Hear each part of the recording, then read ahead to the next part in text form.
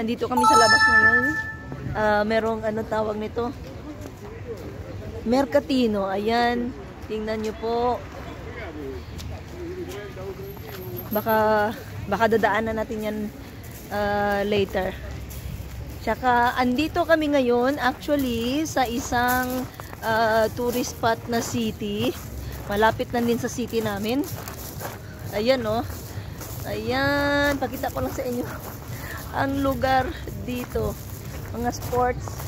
Ito, sports. Tennis yata. Then, park.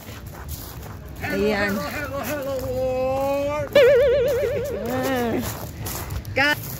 Ayan, pag springtime,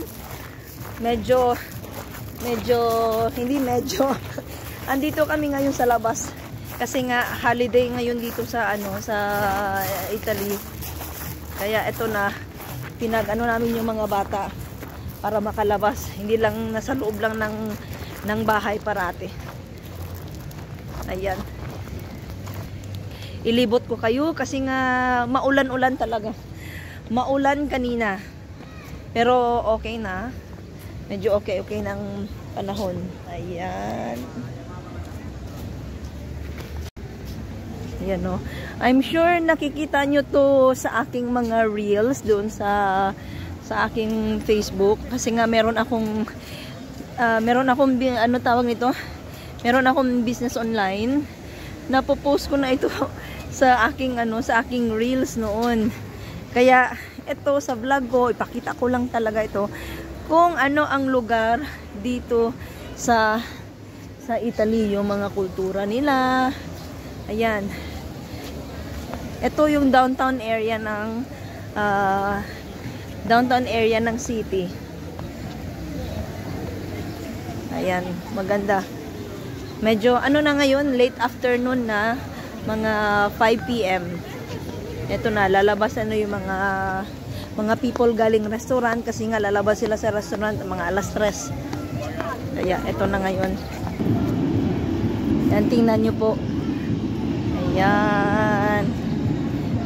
Ang train doon sa taas, oh.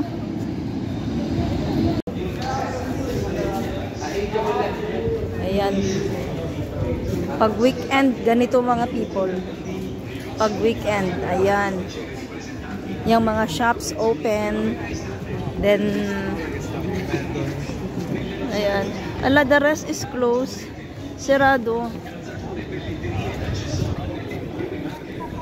I don't know bakit sirado. Ayan. Hanggang dulo yan. Ewan ko, may market ngayon. May market. Hindi, parati kami dito mga people, pero hindi everyday, ha. Mga sometime after 2 weeks or after 1 week, parati kami dito. Kasi nga, kabisado namin dito. Maganda kasi. Tsaka daming mga event. Ayan. Magko-cross na tayo ng road. Ax, wait, Ax! Ax! Daming tao ngayon. Kasi nga matagal na kami nakabalik ba, mga after 2 weeks. Hello world! Yan, oh, Yumamay. Ciao! Axel! Look, oh. May ano sila. Questa Ducati? No! Sembra no, questa... Guarda che c'è scritto là, quello lì bianco. Non ho visto. Sinong gusto nito? Gusto ni Ax ito ba? Mahal. Ano to? Ducati. Ayan, Ducati. Market ngayon mga people. Ang ganda. Kaya lang, maulan. Kanina may ulan. Ngayon. Nandito kami ngayon sa carousel. Tingnan yung dalawa. Pinasakay namin yung dalawang mga bulilit ko. Sila Iska at saka ni Ax. Ayan. Hello.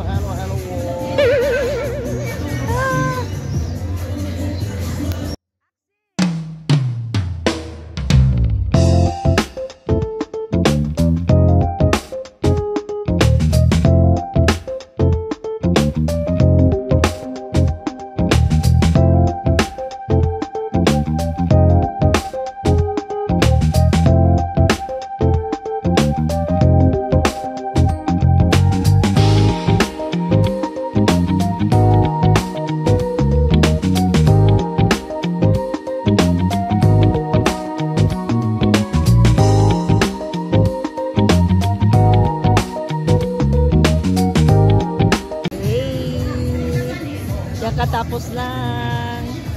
Hala, may pomotok. Pomotok. May pimples ako kahapon pa to mga people. Parang may parang may darating mga people. Kaya may pimples ako, may darating. Dito oh. Hala. May darating mga people kaya nagkaka-pimples tayo ngayon. Nako. Basang-basa na ang aking boy, my little boy. Boy. Hello to our people.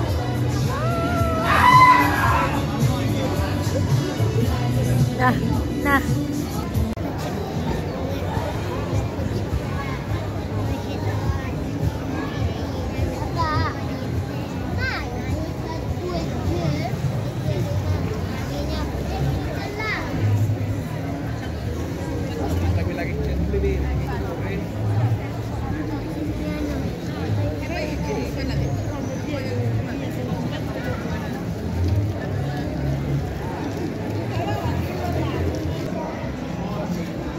Nagustuhan to mga bata nito.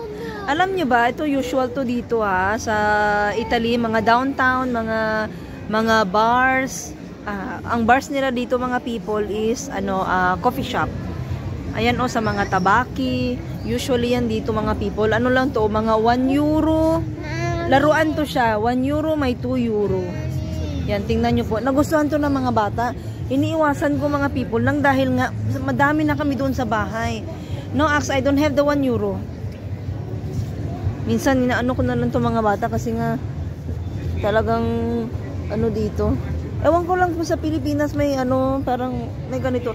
Wala akong may na-remember Pero dito kasi, ito yan, mga nila to, mga tradisyon dito sa Italy. Buong Italy yan buong city ng Italy. Yan, may mga laruan ito. Yan, dito ito yung downtown talaga mga people. Downtown yan dito. Maganda Siyempre ibang kultura. Ibang kultura nila dito.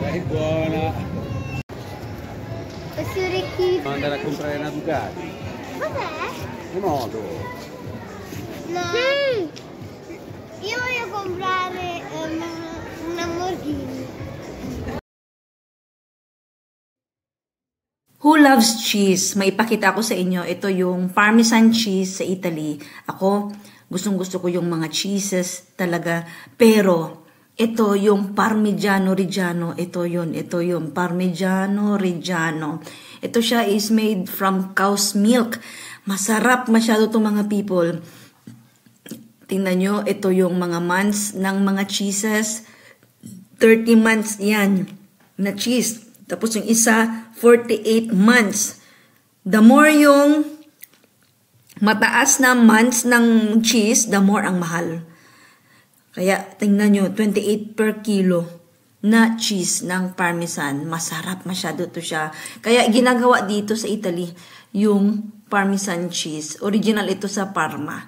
Tapos ito naman sa bottled water, yan, sa loob na yan is tuna na may oil niyan sa loob para pang preserve ng tuna. Tapos, sa kabila, sa loob ng glass na yan is mga cheeses na na-cuts na siya.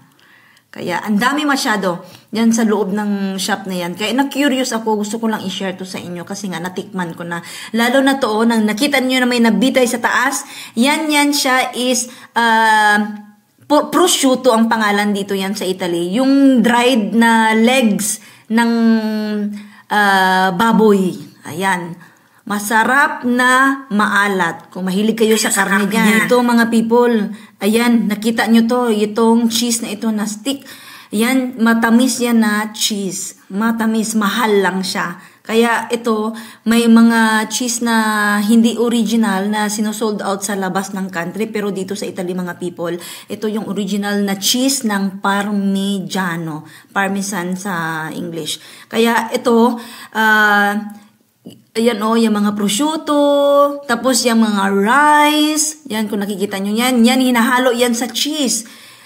Next time ipakita ko sa inyo. Tapos may yan may mga olive, Yan, nakita nyo yung Parmigiano. Yan ang original talaga na Parmigiano, yung Parmesan na nakikita natin sa shop.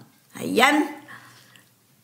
And all, lalo na sa mga pagkain, ano sila, sa mga Italian food, masarap.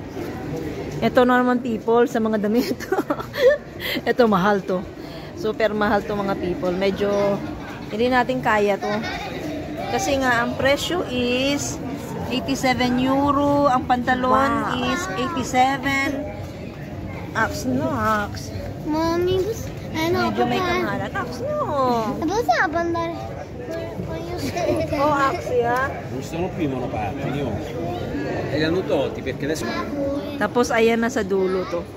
Ewan ko lang kung puntahan natin yan. Ano na kasi yan eh. Basta, hindi ako nagsawa dito mga people. Tingnan nyo ha, yung ano. Snake, totoo yan ha, nasa kamay niya. Una cosa molto basica. Cono gelato, immaginate che dentro questo cono gelato ci sia una rondella rotonda di qualcosa, ok?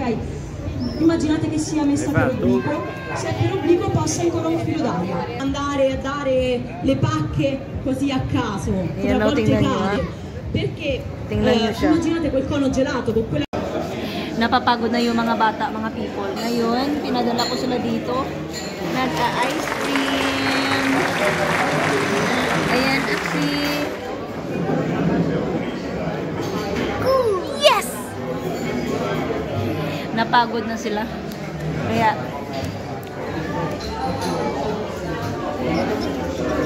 fall ha? Careful, careful. Strawberry.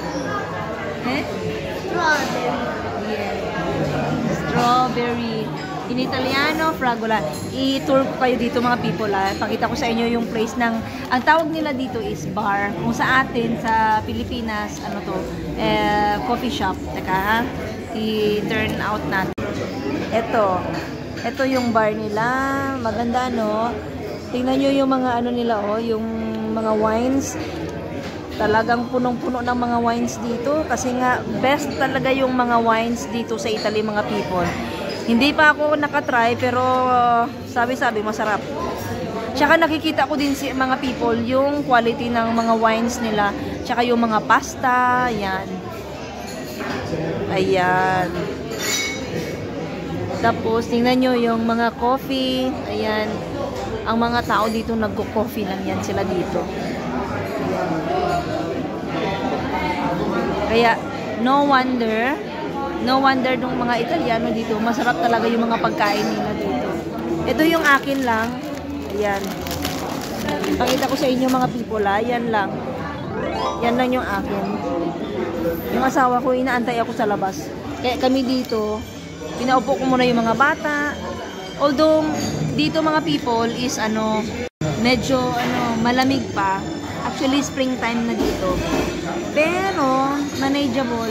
Kaya ang best na nagustuhan ko talaga na season is springtime. Kasi nagustuhan ko yung springtime yung may mga colors na mga flowers. Especially yung weather. Nagustuhan ko ang weather pag springtime. Kaya best na best ko talaga ang springtime. Kung sa Italiano naman primavera. Sa labas, wait mo. Sa labas medyo maraming tao sa labas. Ayan. Dito muna kami sa... Mami, sicuro mami non mi sporco perché questo è bianco, questo è bianco. Yeah. E questo è rosso e questo è rosso. Oh, rosso è rosso. Rosso è rosso. They cannot understand. And white. Yeah.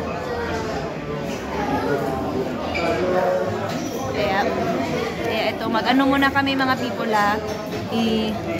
Naka-wait muna. Pakita ko sa inyo mga people yung mercatino dito sa Italy, no? Kasi, anong tawag nito? Ito, may nakasulat sa taas, no, mercatino.